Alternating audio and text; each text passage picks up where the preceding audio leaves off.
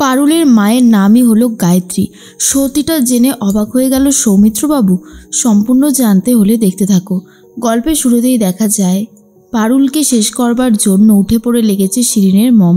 শিরিনের মম গুন্ডাদের টাকা খাইয়ে এসির আউটডোর ইউনিটে এমন একটা টক্সিক গ্যাস ভরে দেয় যাতে পারুলরা এসি চালালেই একটা বিপদ ঘটে যায়। পারুলের বাবা দুজনাই শেষ হয়ে যায়। এমনটাই প্ল্যান করে রেখেছে শিরিনের মম। ঠিক সেই মুহূর্তেই চলে এসেছিল সৌমিত্রবাবু। সৌমিত্রবাবুকে দেখার পরে অবাক হয়ে গেছে শিরিনের মম, আর ভাবে এই মানুষটা আবার এখানে হঠাৎ করে কি করতে এলো। এই মানুষটার তো এখানে আসার কথা ছিল না। কেসটা ঠিক কী হলো? শিরিন আর শিরিনের মম দুজন মিলেই দূরবীন দিয়ে সবটা দেখতে থাকে আর ভাবে যদি এখন পারুল এসিটা অন করে দেয় তাহলে তো সব কিছু একেবারে হাতের বাইরে বেরিয়ে যাবে। আমরা তো কোনোভাবেই আর কিছু করতে পারবো না। শিরিনের মম তো খুবই ভয় পেয়ে যায়, কারণ সৌমিত্রবাবু এখানে উপস্থিত ছিল। সৌমিত্রবাবুর কোনো ক্ষতি কিছুতেই শিরিনের মম মেনে নিতে পারবে না। এরপরে শিরিন বলে, এখন যদি পারুল এসির রিমোটটা একবার টিপে দেয় তাহলে সব কিছু একেবারে শেষ হয়ে যাবে। এর মধ্যেই সৌমিত্রবাবুকে দেখে পারুল রীতিমতো অবাক হয়ে যায় আর বলে, আঙ্কেল আপনি এখানে হঠাৎ করে? তখনই আঙ্কেল বলে, হ্যাঁ আসতে বাধ্য হলাম। রায়ানের মুখে সবটা শুনে আমি আর না থেকে কলকাতায় থাকতে পারলাম না, আমাকে আসতেই হতো। পারুল তোমার সাথে আমার অনেক কথা আছে। এরপর পারুল বলে, আঙ্কেল ভেতরে আসুন না, আপনি এসেছেন, আমার যে কি সৌভাগ্য। তখনই মনে মনে একটা কথাই ভাবতে থাকে শিরিন, যেভাবেই হোক ড্যাডকে ওই ঘর থেকে বার করতে হবে। পারুল যদি একবার রিমোটের বোতামটা টিপে দেয় তাহলে শেষ সব কিছু। বাসুদেববাবু বলে, আপনি এসেছেন, খুব ভালো হয়েছে, বসুন না। তখনই সৌমিত্রবাবু বলে, দেখো তোমাদের কাছ থেকে সমস্ত সত্যিটা শোনার পরে আমি তো রীতিমতো অবাক হয়ে যাই। সদাশিবের সাথে দেখা করতে তো তোমাদেরকে আমিই পাঠিয়েছিলাম, সেই জন্যই আমার আরও বেশি একটা গিল্টি ফিল হচ্ছে। এইভাবে যে কিছু গুন্ডা ওনাকে মেরে ফেলবে এ আমি কল্পনাও করতে পারিনি, তাই সমস্ত কাজ সেরে চলে আসলাম। দেখো পারুল, সদাশিব নামক ব্যক্তিকে যদি ঘরে ঢুকে কেউ মেরে দিতে পারে তাহলে তোমরা তো সত্যি কথা অনেক রিস্কের মধ্যে আছো। আমি তোমাদেরকে এত রিস্কের মধ্যে আর দেখতে পারবো না পারুল, তাই জন্যই চলে এলাম, ছুটে এলাম বলতে পারো। আমি তোমাকে জানাইনি, রায়ানকেও বারণ করেছিলাম জানাতে। আমি রায়ানের সাথে কন্টিনিউয়াসলি কথা বলে যাচ্ছিলাম। নেক্সট ফ্লাইট ধরেই আমি ডিরেক্ট চলে এসেছি তোমাদেরকে সেই সিকিউরিটিটা দেবো বলে। পারুল, এখনও সব কিছু হাতের মধ্যে আছে, তুমি যদি চাও এখনও ফিরে যেতে পারো কিন্তু। তখনই পারুল বলে, আঙ্কেল আমি ফিরে যাওয়ার জন্য এখানে আসিনি, আমি সবটা জেনে তবেই এখান থেকে ফিরে যাব, তার আগে নয়।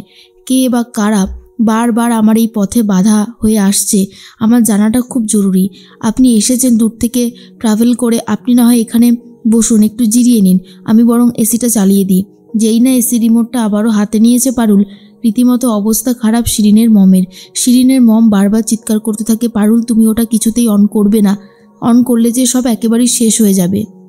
কিন্তু যখনই পারুল রিমোটটা দিয়ে এসিটা অন করতে যাবে তখনই সৌমিত্রবাবু হাতটা ধরে আটকে দেয় আর বলে, দাঁড়াও পারুল, এই ঘরে যেমন আছো তেমন থাকো, এক্সট্রা করে কিছু করতে যেও না। কেন জানি না বারবার মনে হচ্ছে তোমাদের জীবন এখন অনেক রিস্কের মধ্যে। দেখো গুন্ডাগুলো যেভাবে সদাশিবকে শেষ করেছে সেভাবে শেষ করতে তোমাদেরকে কিন্তু তার সময় লাগবে না। একটা কথা মনে রাখবে, তোমরা কিন্তু এখন টার্গেট হয়ে রয়েছো। রায়ান তখন বলে, কাকু আমি ওকে বারবার বারণ করেছিলাম, বলেছিলাম কলকাতায় ফিরে যেতে, কিন্তু ও আমার কোনো কথাই শুনছে না। পারুল বলে, আমি বারবার করে নিজের মাকে জানতে চাইছি কে কোথায় রয়েছে, সেটা যদি কারোর ভালো না লাগে, কেউ যদি বাধা দিতে চায় তাহলে আমি কেন শুনবো কাকু, আমারও তো একটা জীবন আছে তাই না।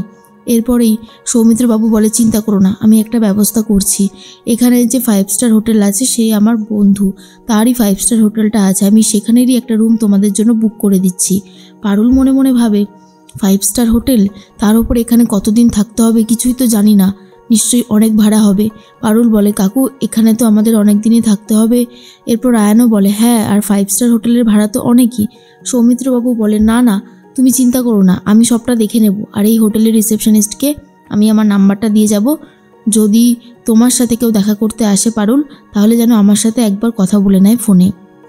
পারুল বলে, কাকু আপনি আমার জন্য এত কিছু করছেন আমি ভাবতেও পারছি না, আপনার কাছে সারা জীবন আমি ঋণী হয়ে থাকবো। তখন বাসুদেব চক্রবর্তীও একই কথা বলে, কিন্তু সমস্যাটা হয় সৌমিত্রবাবু সবটা স্বীকার করে আর বলে, জানো পারুল, কেন আমি তোমাকে এত সাহায্য করছি? আর বাসুদেববাবু, আমি আপনার কাছে ক্ষমা প্রার্থী।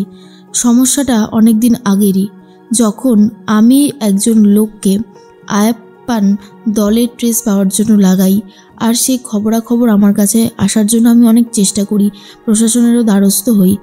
আর তারপরে পারুলের মা চাপে পড়েই পারুলকে বাসুদেব চক্রবর্তীর কাছে দিয়ে কোথাও একটা নিরুদ্দেশ হয়ে যায়।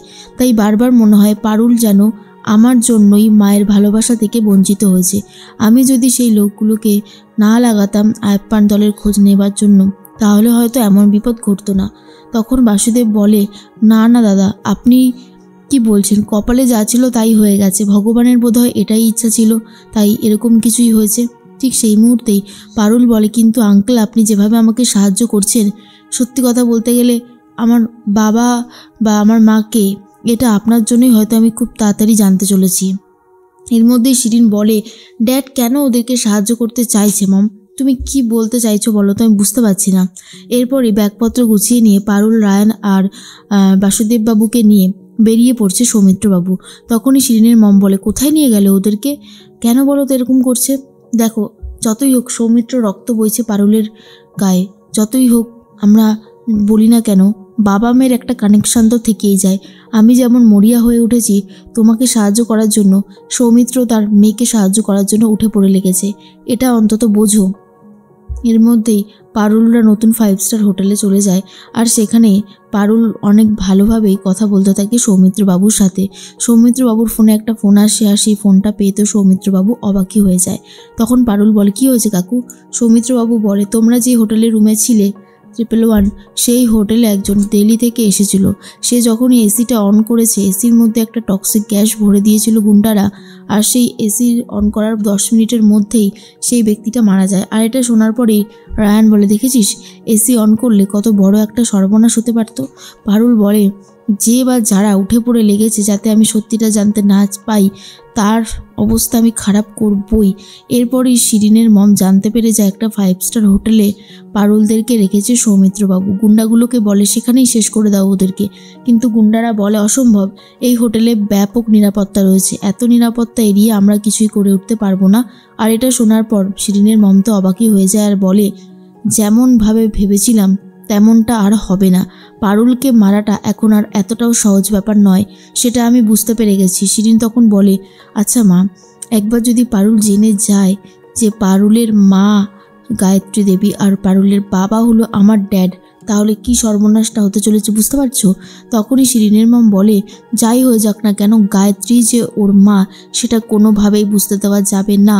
আর সৌমিত্রও যেন জানতে না পারে গায়ত্রীর মেয়েই হলো এই পারুল, যে কিনা আগের পক্ষের স্ত্রীর মেয়ে।